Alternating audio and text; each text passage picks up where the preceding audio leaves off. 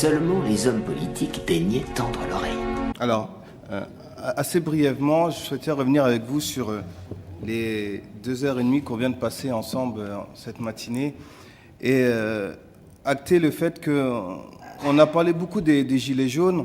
Alors, est-ce que peut-être le fait que ce débat soit retransmis sur le web nous permet de nous attacher, en tout cas de considérer ce mouvement, mais en 2h30, on n'a fait que finalement légitimer leur colère.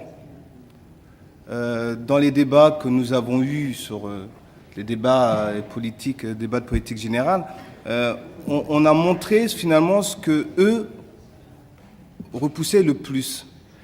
On a parlé beaucoup de chiffres, on a parlé beaucoup de transfert de compétences, oui. Mais dans les faits, devons-nous pas être un peu plus pédagogiques, expliquer en quoi un transfert de compétences ou non permettra d'améliorer la vie de chacun?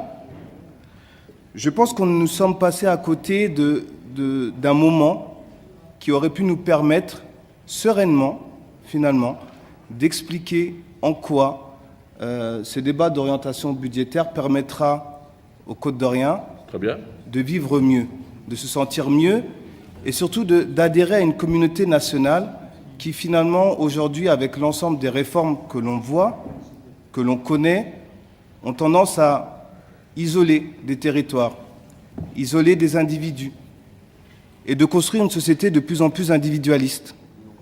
Alors comme vous le savez, mon corpus politique s'est construit en dehors des appareils politiques et que finalement mon engagement est plutôt citoyen et ce qui me donne une certaine liberté de parole. Alors j'espère qu'on trouvera en tout cas dans le cours de la journée les moyens d'expliquer que ce que l'on fait, que ce que l'on fera sera demain un vecteur positif pour permettre à chaque citoyen de construire notre société. Et au-delà des chiffres, permettez-moi, il serait intéressant qu'on commence à construire un vrai projet territorial et sociétal. Parce que demain, on prépare l'avenir de nos enfants. On le voit aujourd'hui, aussi bien sur les équilibres environnementaux, aussi bien sur l'insertion, aussi bien sur la santé, que sur nos modes de consommation.